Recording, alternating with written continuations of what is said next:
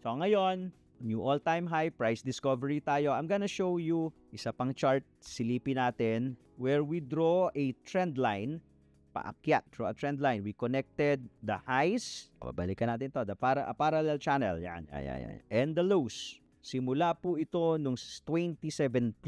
So, ayan po. So, based on this, kita nyo to, no? 2017, yung high niya nung 20,000. And then, dinugtong natin dun sa high nung 2021. Even sa double top, tinamaan around 69,000 area. And now, ngayon, this is around 109, 110, plus minus, 111 siguro.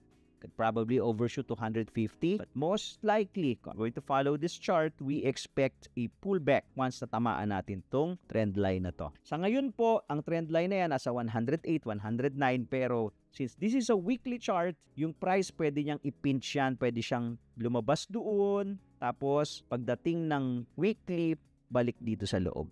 So, pataas naman yan ng pataas. So, mga around, kung April to, April, mga nasa 113, 114. So, pwede niya i-pinch yan. Mag 120 kagad tayo. 110, 120. Pero there's a possibility na babalik tayo dito. So, yan po. Parallel channel way back 2017. So, ibig sabihin po nito, you have roughly around siguro mga good 10% from the price today, no? Na upside. Alam nyo na, ang Bitcoin analysis natin, this is the macro chart of Bitcoin.